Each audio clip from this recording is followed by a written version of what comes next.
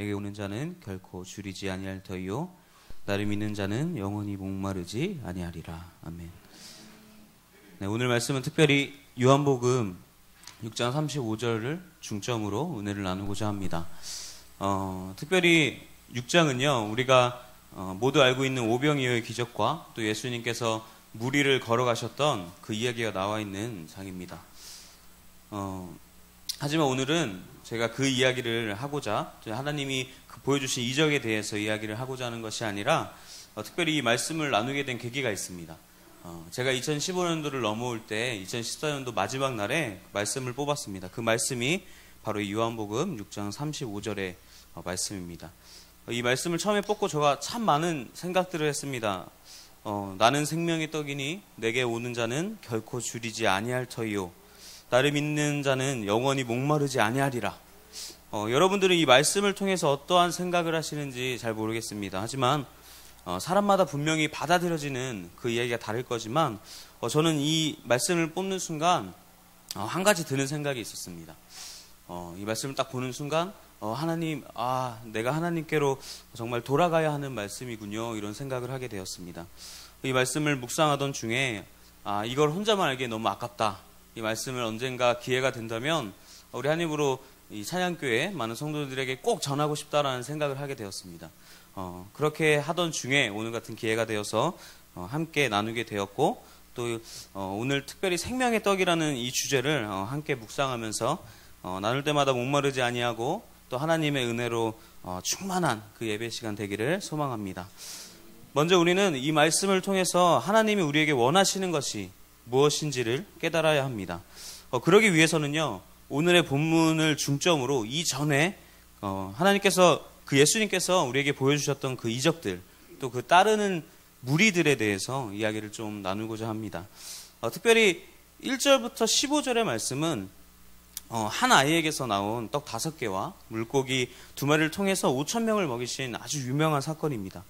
이 사건은 특별히 교회를 다니지 않더라도 누구나 한 번쯤은 들어봤을 만한 이야기입니다. 특별히 이 말씀을 통해서 우리가 기억해야 하는 것은 14절과 15절의 말씀입니다. 제가 말씀을 읽어드리겠습니다. 14절입니다. 사람들이 예수께서 행하신 표적을 보고 말하되 이는 참으로 세상에 오실 그 선지자라 하더라. 계속해서 15절입니다. 그러므로 예수께서 그들이 와서 자기를 억지로 붙들고 임금으로 삼으려는 줄 아시고 다시 산으로 떠나가시는다. 그렇습니다. 이때에 예수님의 표적을 보고요, 사람들이 예수님을 선지자라고 말하고 자신들의 임금으로 세우려고 했던 모습을 24절에 보면은 알 수 있습니다. 하지만 우리가 이 이야기에서 잘 기억해야 하는 것은, 잘 기억해야 하는데, 왜냐하면 예수님이 우리에게 행하신 말씀을 이해하기 위해서 우리가 이 말씀을 잘 기억해야 합니다. 왜 예수님이 그 자리를 버려두고, 그 무리들이 왕으로 세우는 그 자리를 버려두고 왜 떠나갔을까라는 생각을 한번 해봐야 될 것 같습니다.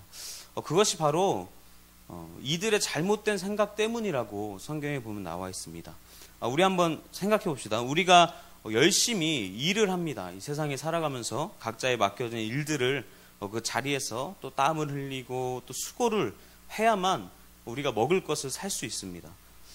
보통은 그렇게 해서 자신이 먹고 싶은 것을 먹으며 배불리 살 수 있습니다. 하지만 이렇게 한번 생각해 봅시다. 우리가 열심히 일을 하지 않아도 내가 섬기는 사람이 있어요. 내가 섬기는 사람이 너무 큰 부자인 거예요. 그래가지고 그 사람을 그냥 따르면 내가 배가 고픈 일이 없어요. 그냥 따라만 다녀도 내가 너무 배불러서 내가 일을 안 해도, 내가 힘든 일을 굳이 찾아서 안 해도 내가 언제나 배불리 먹을 수 있는 겁니다. 더구나 이 시대에는 너무나 강한 통치로 이 사람들이 더욱 지금에서 우리가 사는 그 세상보다 더 힘들게 일을 해야만 그 가치를, 그 돈을 벌 수가 있었습니다. 그런데 이들에게는 예수님의 모습을 보고 희망을 보게 됩니다. 예수님이 보여주신 그 기적들, 오병이어의 기적이 이들에게는 자신의 영혼의 구원이 아니라 당장에 자신들의 그 세상의 배고픔을 해결할 수 있는 구원자로 봤기 때문에 예수님이 그 자리를 떠나신 것입니다. 우리의 모습은 어떠한지 제가 계속해서 생각해 보게 되었습니다. 계속해서 성경을 한 번 더 봤으면 좋겠습니다. 그 이후에도 우리가 잘 알고 있는 바다 위를 걸으시는 예수님의 그 이적을 볼 수 있습니다. 17절부터 20절 말씀인데요. 배를 타고 바다를 건너 가버나움으로 가는데 이미 어두웠습니다. 그리고 예수는 아직 그들에게 오시지 아니하였더니 큰 바람이 불어 파도가 일어나더라. 제자들이 노를 저어 10여리쯤 가다가 예수께서 바다에서 바다 위로 걸어오시는 그 배를 보고, 그 예수님을 보고 두려워하거늘 이르시되 내니 두려워 말라신데 라는 말씀입니다. 특별히 이 말씀에서는 우리가 18절을 한번 유심히 봐야 합니다. 그 18절의 말씀을 보면요. 이제 예수님께서 이제 이 무리들에게 하시는 말씀이 있는데요. 우리의 인생을 살다가 보면은 너무나 평화로울 때가 있습니다. 내 마음이 너무나 평화로울 때가 있습니다. 이 말씀을 보면 제자들이 예수님이 아직 제자들에게 오시지 않았을 때 배를 타고 그 호수를 건너려는 하는 모습을 볼 수 있습니다. 이미 그들에게는 예수님이 보여주신 이적과 또 떡을 먹은 후에 배부름으로 인해서 어려움이 한 가지도 없었습니다.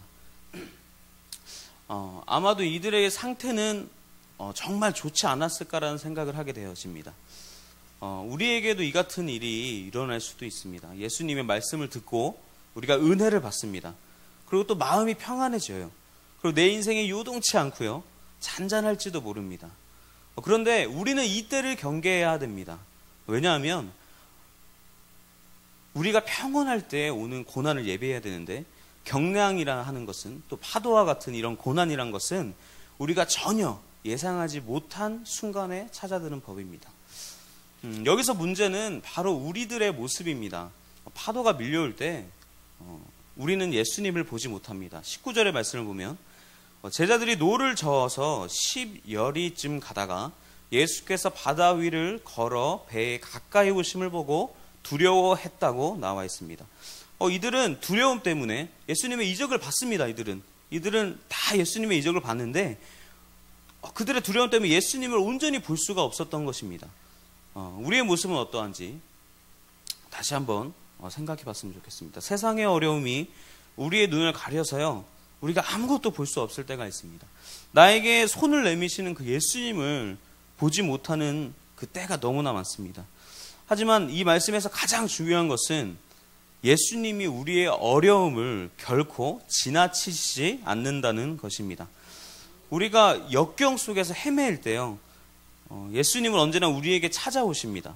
그리고 말씀하십니다. 내니 두려워 말라. 이 말은 이렇게 말할 수 있습니다. 나는 너희가 사랑하는 예수라. 나를 무서워하지 말라. 풍랑도 무서워하지 말라. 라고 말할 수 있습니다. 이제부터가 우리가 어떠한 삶을 살아야지 대해서에서 정확히 뒷부분에 나와 있습니다. 22절부터 24절의 말씀을 보면요, 예수님의 이적을 직접 본 사람들이 예수님을 찾아다니는 모습을 볼 수 있습니다. 그런 후에 결국 예수님을 찾아왔습니다. 그인원들이 찾아왔는데 25절에 보면 이렇게 말합니다. 랍비여 언제 여기 오셨나이까. 우리 이렇게 한번 제가 표현해봤으면 좋겠습니다. 이 말씀을 준비하면서 이 무리들의 입장에서 내가 생각한다면 어떤 식으로 표현을 했을까라고 생각을 하게 되었습니다. 이런 게 아닐까 한번 생각해 봅니다. 예수님, 도대체 어디 있다 이제 오신 겁니까? 여기 어떻게 오셨어요? 제발 우리를 떠나지 마세요. 이렇게 예수님께 묻지 않았을까라는 생각을 하게 됩니다. 아마 이들은 예수님의 모습을 보고 정말 놀랐을 거예요. 왜냐하면 구원에 이르기 위해서가 아니고 다음에 예수님 하신 말씀을 통해서 나와 있습니다. 다음 말씀을 보면 너희가 나를 찾는 건 내가 보여준 기적을 보고 따라온 것이 아니고 단지 내가 너희에게 빵을 줘서 배불리 먹었기 때문이라 라고 말씀하십니다. 그 이후에요, 예수님이 또 이렇게 바로 말씀하십니다. 너희는 썩어 없어지는 음식을 위해서 일하지 말고 영원히 있어 영생을 주는 음식을 위해 일하라. 그리고 나는 너희에게 그런 음식을 주겠다. 하나님이 그 하나님 아버지가 내가 그렇게 하는 것을 허락하셨다라고 성경에 보면 나와 있습니다. 바로 이것입니다. 우리가 어떠한 삶을 살아가야 하는가? 그것은 바로 우리에게 배를 채워주는 그러한 음식들, 그것은 어떠한 사람에게 돈이 될 수도 있고요. 또 어떤 사람에게는 맛있는 음식이 될 수도 있고, 또 어떤 사람에게는 쾌락이 될 수도 있습니다. 그런데 그러한 것들을 위해서 살지 말고 오직 예수님이 주는 음식을 먹으라는 것입니다. 그런데 무리들은 이 말씀을 듣고도 하나님이 행하신 오병이어의 기적을 마치 모세가 광야에서 행한 그 만나의 기적과 비교를 하게 됩니다. 모세도 만나를 먹게 해줌으로써 우리를 배부르게 했다. 그런데 예수님, 당신이 행한 것은 우리 그 만나, 그 조상들이 체험한 그 모세의 만나의 기적과 뭐가 다릅니까? 라고 예수님께 물어봅니다. 그럴 때 예수님이 그 무리들에게 이렇게 말씀하십니다. 그것은 모세가 준 것이 아니고 나의 아버지께서 너희에게 하늘로부터 준 참된 빵이다. 그렇다면 이제부터는 우리가 무엇을 먹어야 하는지 그것에 대해서 조금 이야기를 해봤으면 좋겠습니다. 이 주제가요, 생명의 떡입니다. 그런 것처럼 우리가 먹어야 하는 것은 바로 생명의 떡입니다. 근데 이 생명의 떡이 무엇일까요? 이건 35절에 나와 있습니다. 예수께서 이르시되 나는 생명의 떡이니. 그렇습니다. 이것처럼 예수님께서 이렇게 말씀하십니다. 나는 바로 내가 생명의 떡이다. 이 말은 곧 여기서 말하는 떡은 우리가 먹어야 할 것, 그것은 바로 예수님의 말씀이라고 얘기를 하고 있습니다. 우리가 일반적으로 알고 있는 그 떡이 아니라 우리를 배부르게 하는, 우리 육체를 배부르게 하는 그런 떡이 아니라 진리 곧 영적인 배고픔이 없는 그런 떡을 말하는 것입니다. 그런데요, 처음에 예수님을 따랐던 그 무리들은 그렇지 않았습니다. 그 시대적 배경을 보면요, 그 당시의 유다 사회는 그 식민 통치를 받고 있었습니다. 그리고 정치나 경제적으로 아주 심한 압박을 받고 있었습니다. 그러던 중에 오병이의 기적을 딱 그들이 보자, 예수님을 왕으로 삼으면 우리의 먹을 문제가 해결되겠구나 라는 생각을 하게 된 것입니다. 그들은 예수님이 그저 현실적으로 복을 주는 존재로만 이해했던 것입니다. 이때 예수님은 모인 무리들에게 이렇게 말씀하십니다. 야, 썩을 양식을 위해 일하지 말고 영생하도록 있는 양식을 위해 일해. 바로 이것입니다. 우리의 삶을 돌아본다면 주위에 많은 간증들이 있습니다. 또 병고침을 받은 사람들도 있고요. 또 경제적으로 어려운 가운데서도 다시 살아나는 그런 사람들을 볼 수 있습니다. 우리에게 필요한 것은 이적이나 우리의 삶의 풍요로움이 아니고 우리가 먹으면 썩어지는 음식을 위해 일하지 말고 또 영원히 있어 영생을 주는 음식을 위해 일하라는 말씀을 이 시간 하고 있는 것입니다.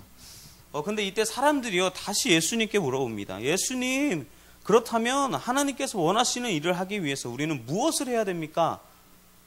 그때 예수님이 이렇게 답을 해주세요. 하나님의 일이란 바로 하나님께서 보내신 사람을 믿는 것이다 라고 말씀하고 계십니다. 이 말씀은 무엇일까요? 딱 듣는 순간 이런 생각이 듭니다. 우리가 생명의 떡, 바로 결코 굶주리지 않는 비결이 바로 여기 있구나. 바로 하나님이 우리에게 내어주신 그 예수님을 믿는 것이다 라고 생각하게 됩니다. 하지만 우리가 이것을 생각하고 느끼지만 우리의 삶으로 또 이것을 실천하는 것은 너무나 어렵습니다. 그런 것처럼 성경에 나와 있는 자들도 아마 우리와 같은 생각을 하지 않았을까 생각되어집니다. 예수님이 그들에게 다시 이렇게 말씀하십니다. 그러나 내가 너희에게 이르기를 너희는 나를 보고도 믿지 아니하는도다. 이때의 사람들은요, 오병이의 기적도 보았고 또 물 위를 걸으시는 하나님의 모습도 본 사람들이 있습니다. 그럼에도 불구하고 이들에게는 예수님을 믿지 못하는 모습이 보입니다. 예수님이 하시는 말씀은 그 뒤에 더 충격적으로 다가올 수 있습니다. 38절의 말씀에 이렇게 나와 있습니다. 내가 너희에게 이르기를 너희는 나를 보고도 믿지 아니하는도다. 그러나 내가 너희에게 이르기를 너희는 나를 보고도 믿지 아니하는도다. 하늘에서 내려온 것은 내 뜻을 행하려 함이 아니요 나를 보내신 이의 뜻을 행하려 함이니라. 그렇습니다. 우리는 많은 기적 속에서 살아가고 있습니다. 분명히 우리의 삶을 뒤돌아본다면 이런 오병이의 기적, 또 무리를 걷는 그런 기적은 아니더라도 분명히 우리의 상황이 나아지고 또 그것이 하나님의 은혜임을 우리가 분명히 느끼고 또 체험하는 일들이 많을 것입니다. 그런데 그런 환경들, 그런 이적들만 바라보게 된다면 우리는 진정으로 우리가 살아가는 이유에 대해서 잃어버리게 될 것입니다. 우리가 똑바로 봐야 할 곳은 우리를 이곳 가운데 보내주신 이의 뜻을 알아야 한다는 것입니다. 그렇다면 우리는 어떠한 삶을 살아가야 할까요? 우리의 목표는 과연 어디에 있을까요? 그것은 정확하게 39절에 예수님의 말씀을 통해서 알 수 있습니다. 제가 가진 성경 중에 쉬운 성경으로 한번 읽어드리겠습니다. 나를 보내신 분의 뜻은 하나님께서 내게 주신 사람은 단 한 사람도 잃지 않고 마지막 날에 그를 부활시키는 것이다. 40절입니다. 아들을 보고 믿는 사람은 누구나 다 영생을 얻는 것이 내 아버지의 뜻이기 때문이다. 나를 마지막 날에 부활시킬 것이다. 우리의 목표를 한번 이 말씀을 통해서 생각해 보았습니다. 우리가 하나님을 믿는 자녀로서 어떠한 마음가짐으로 살아가야 하는가? 그것은 바로 성경에 나타나 있는 것처럼 하나님이 내게 주신 사람, 그 어떠한 단 한 사람도 잃지 않는 것에 있다고 생각합니다. 저희는 많은 사역들을 합니다. 찬양 사역을 하는 사람도 있고요. 또 말씀 사역을 하는 사람도 있고요. 각자의 자리에서 봉사를 하는 귀중한 교회 사역을 하는 사람들도 있습니다. 그런데 우리가 잊지 말아야 할 것은 바로 이것입니다. 하나님이 내게 주신 단 한 사람. 우리는 그 한 사람을 위해 살아야 하고 또 그 한 사람이 하나님께로 돌아올 수 있도록 우리가 노력을 해야 합니다.